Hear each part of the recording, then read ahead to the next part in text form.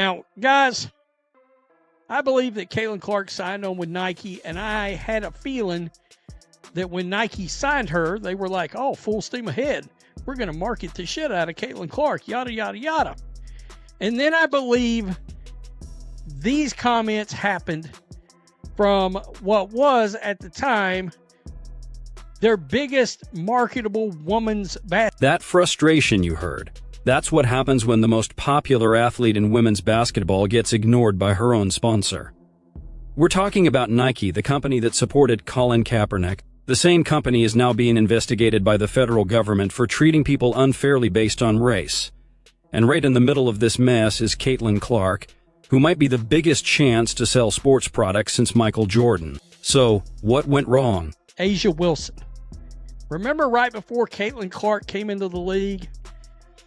All right, she gave an interview talking about A'ja Wilson with the AP in 2024, and she was talking about race and marketability.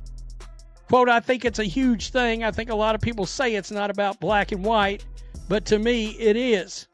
It really is, but because you can be top-notch at what you are as a black woman, but yet maybe something that people don't want to see. They don't see it. They don't see it as marketable, so it doesn't matter how hard I work. It doesn't matter what we do as black women. We're still going to be swept under the rug, and that boils my blood when people say it's not about race, because it is. April 2024. That's when A'ja Wilson talked to the Associated Press and said something that people talked about all season. She talked about race and how much attention players get, saying black women athletes get ignored no matter how hard they work. She said, I think it's a huge thing. To me, it's really about black and white. It doesn't matter how hard I work as a black woman. We're still going to be swept under the rug. Here's what happened next. Caitlin Clark signed with Nike in April. That same month, Wilson's interview comes out. Then something weird happens. Actually, something doesn't happen. For 18 months, the most talked about player in women's basketball becomes invisible in Nike's ads. Now, to bring this back around to A'ja Wilson, didn't anybody find it a little odd that as we sat back waiting for something to happen with Caitlin Clark, we got inundated with all of these Nike A'ja Wilson commercials. Remember this? And if you call snack, she's gonna got that. I got it. All right. 100%, I got it. Like, I'm not gonna mess up next time, I promise.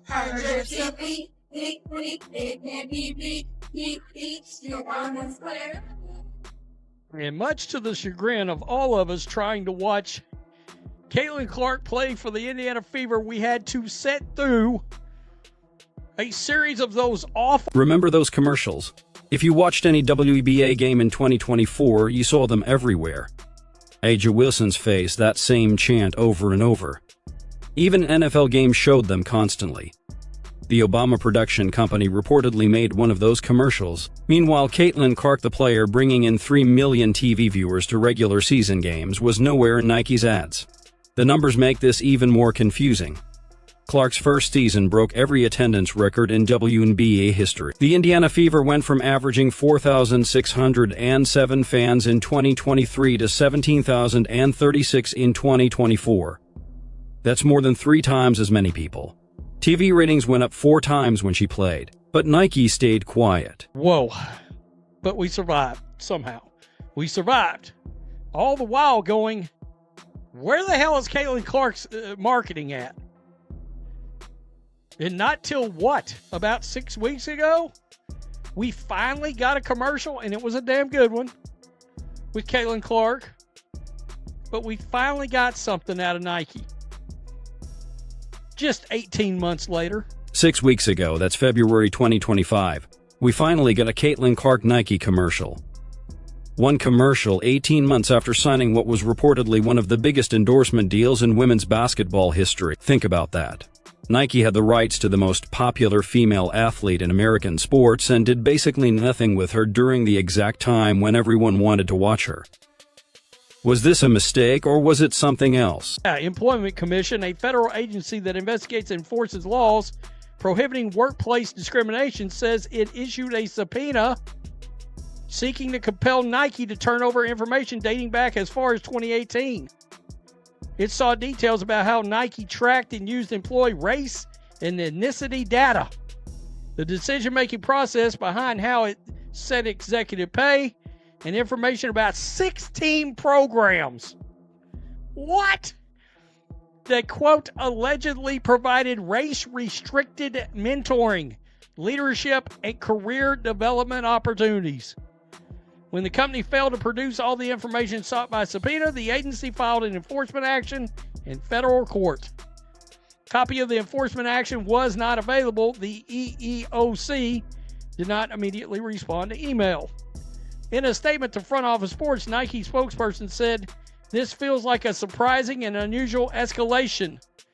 We had extensive good faith participation in the EEOC inquiry into our personnel practices, programs, and decisions, and had ongoing efforts to provide information and engage constructively with the agency." This Wednesday, the U.S. Equal Employment Opportunity Commission announced they're investigating Nike for unfairly treating white workers differently because of their race. The federal agency demanded information going back to 2018 about how Nike tracked employee race information, how they decided executive pay, and details about 16 specific programs that allegedly gave mentoring and leadership opportunities based on race. When Nike didn't give all the information requested, the EOC filed a court case. This isn't just some random complaint. This is the federal government forcing a major company to explain its diversity programs and whether those programs illegally discriminated based on race. Nike's response: they called it surprising and said they'd been cooperating. But here's what matters. This investigation covers the exact time when Nike signed Caitlin Clark and then seemed to forget about her. Michael Jeffrey Jordan?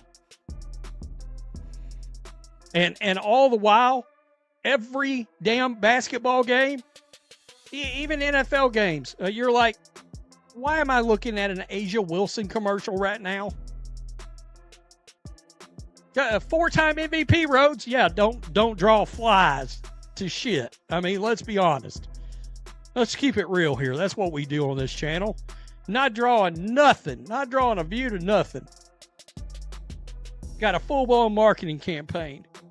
Didn't somebody involving the Obamas actually direct Michael Jordan? And the whole time, every basketball game, even NFL game, you're like, why am I watching an Asia Wilson commercial right now? Four-time MVP, yeah, don't draw flies too. I mean, let's be honest. Let's keep it real here. That's what we do on this channel. Not drawing anything. Not drawing a view to nothing. Got a full marketing campaign. Didn't somebody involving the Obamas actually direct one up? They're doing that ridiculous chant. You want to, bam, hit yourself right in the eye with something? I'm just pointing that out. Oh, but Rose, did you have to make a political... Look, I mean, it is what it is. It's an agenda-driven league. And I'm telling you, between the words that she come out and said, combined with the fact that all of a sudden you had a bunch of pissed off WNBA players because they wasn't getting the love that Caitlin Clark was getting from her racist-ass fans. And of course, no, they're not racist, but that's what they labeled. Let's keep it real. We all remember the war that was launched onto Caitlin Clark fans, Indiana Fever fans. Let's talk about what happened during Clark's first season. It wasn't just about basketball. Indiana Fever fans, mostly white middle America, new to the WNBA, got called racist by players, media people, and league insiders. Chennedy Carter's cheap hit on Clark got defended.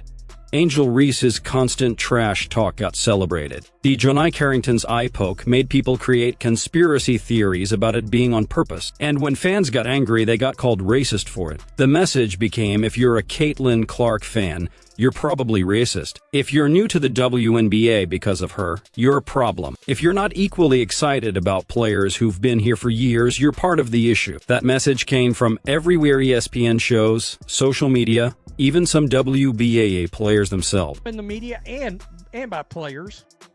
And I think Nike was like, oh, this situation's too hot. We can't market the straight white girl right now. Did I say that out loud? Sure did. Sure said it out loud, didn't I? Again, speculation by me.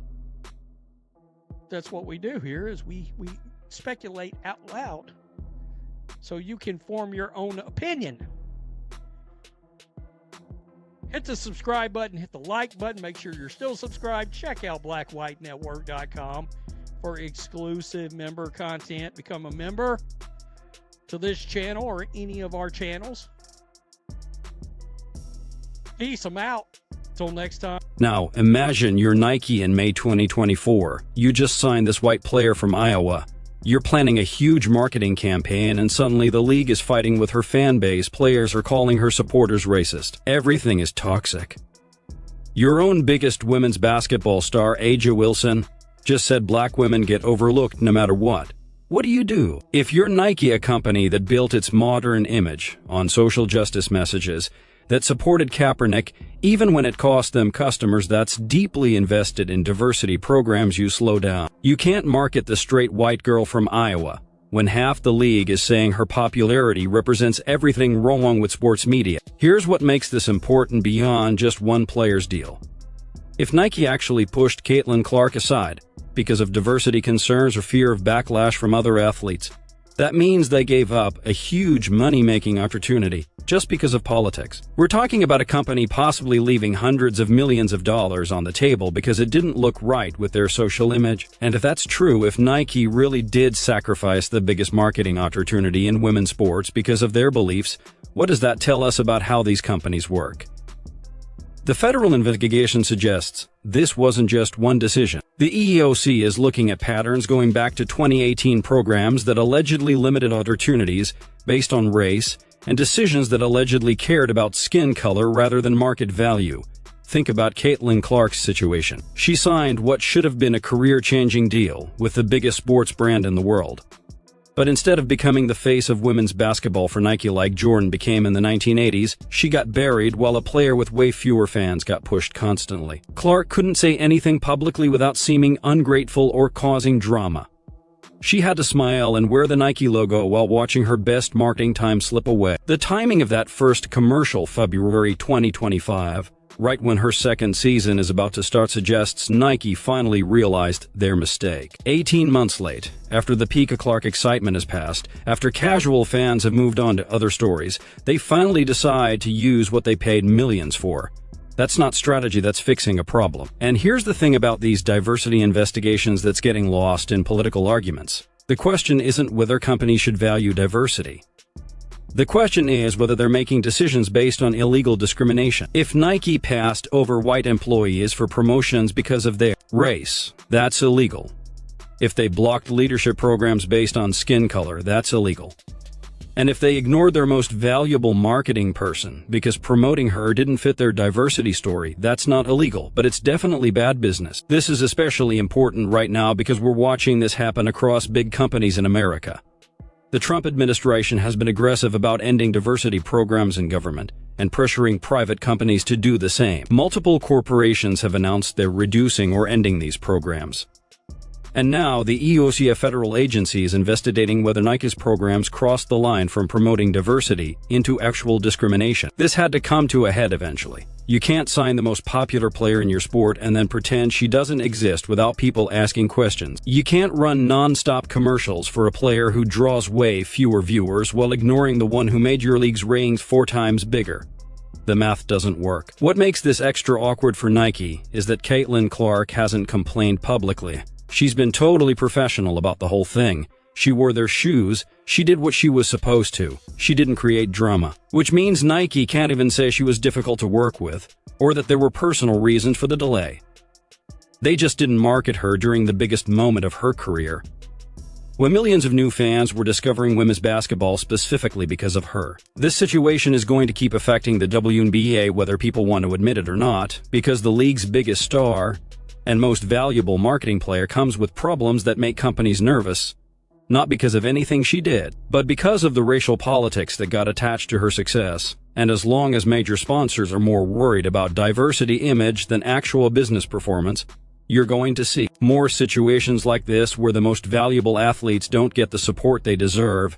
So the question is, was protecting their social justice brand image worth it for Nike? Did they gain more by pushing A'ja Wilson and avoiding controversy than they lost by underusing Caitlin Clark? Because from a pure business view, the answer seems obvious. Clark brings the viewers. Clark brings the ratings. Clark is the reason casual sports fans started paying attention to the WNBA, and Nike left that money sitting there for 18 months while other brands moved in. The federal investigation will decide whether Nike broke the law, but public opinion has already decided whether they made a smart business choice.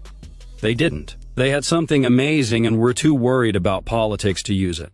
And now we're all watching what could have been the greatest women's sports marketing partnership since Mia Hamm, wondering what might have happened if Nike had actually done their job. That's the real story, not whether diversity programs are good or bad, but whether they caused a major company to make a really bad business decision. And based on the evidence, it sure looks like they did.